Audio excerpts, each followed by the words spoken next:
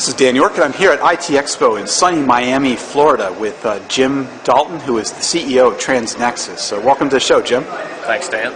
So, we're here at IT Expo talking about internet telephony, communications, everything else, and billing, in my mind, is probably one of the least exciting or interesting topics, but yet it's pretty critical. Why should people care? Well, Dan, I'm glad you asked that question. I mean, billing really is where everybody makes their money, and it's important. And really what we've been talking about is inter-carrier billing. That's kind of the focus where Transnexus is.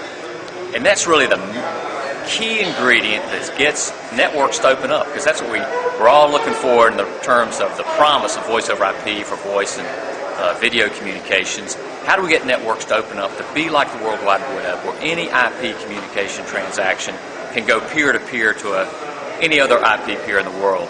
And it's the interconnect billing that really drives carriers to open up their networks and to interconnect with any and everybody. So billing is the mechanism that provides that incentive. And so how do you provide that incentive for everyone to open up and interconnect with everyone? So if we want to get to the big vision of IP communications all over, what you're saying is we got to basically figure out where the money is. Exactly. It's incentives. How do you get people to want to connect with everyone? Today the focus on how do I keep the bad guys out? You've got to turn that around and say, hey, my network is open for everybody. My subscribers want to hear directly peer-to-peer from everybody.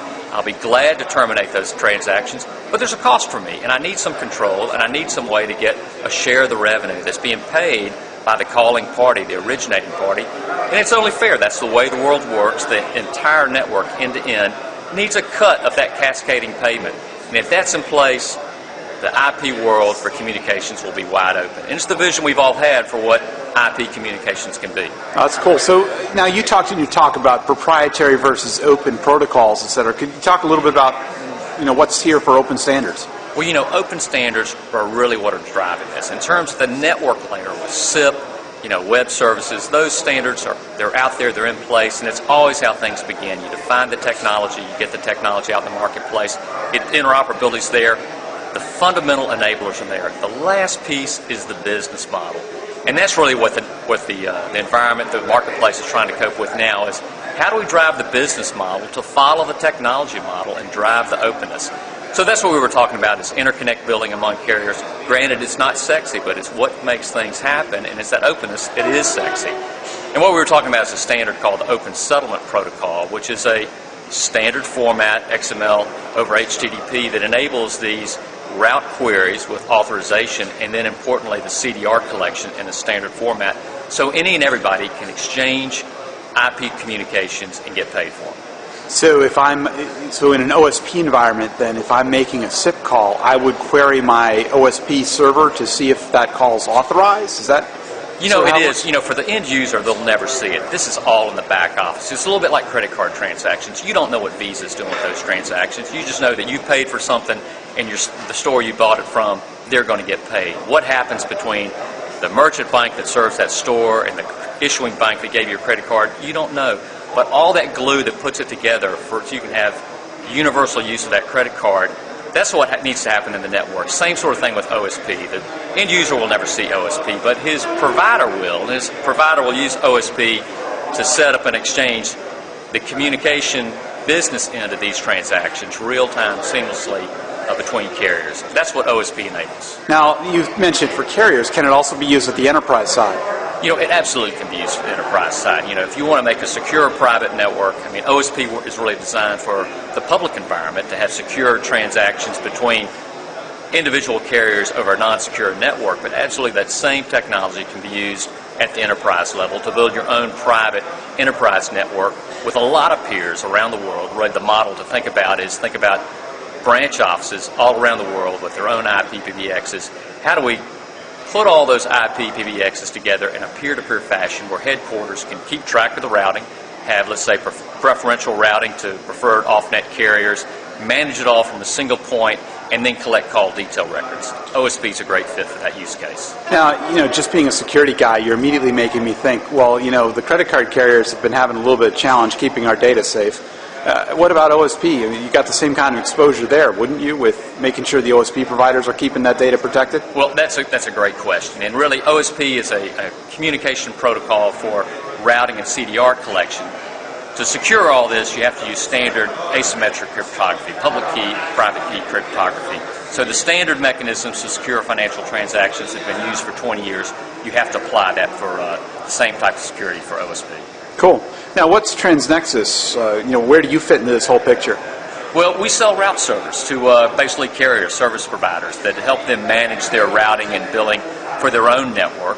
And for enterprises, one thing we're announcing at this show is we're making a limited version of our commercial server, which we call Osprey, available for free download for managing those enterprise networks. We provide a central point, central application for a wide area enterprise network with lots of voice over IP peers.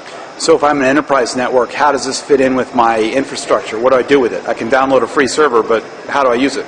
Well, you set it up, and basically you can put in all your routing policies for all your peers in a central point. And your peers will query that routing database for really headquarters-approved routing, whatever it may be, between peers or off-net from a single point.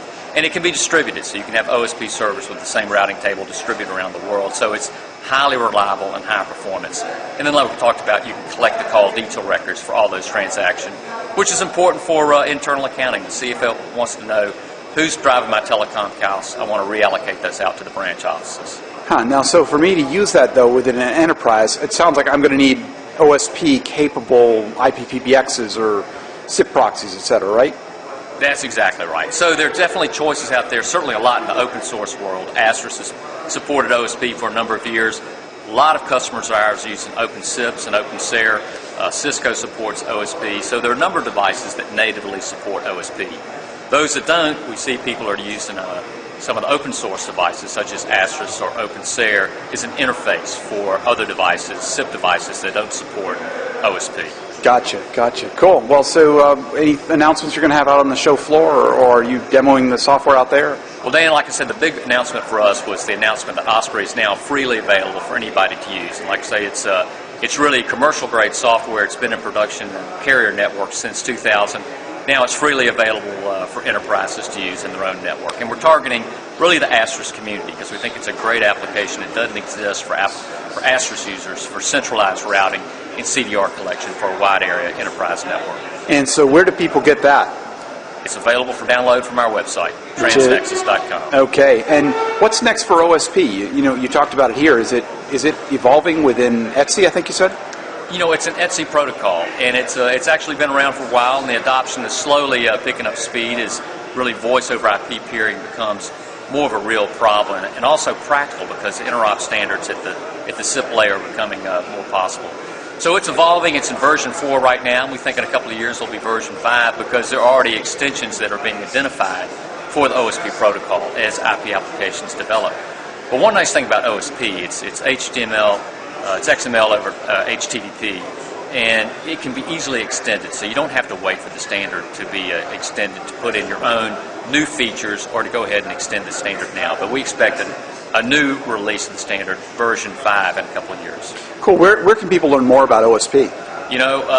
Best place you can go to the Etsy website, etsy.org. That's the European Telecommunications Standards Institute. And read the spec. It's there, or there's information on the Transnexus website. Thank you for your time, Jim. I've been here speaking with Jim Dalton, who's the CEO of Transnexus. Thanks.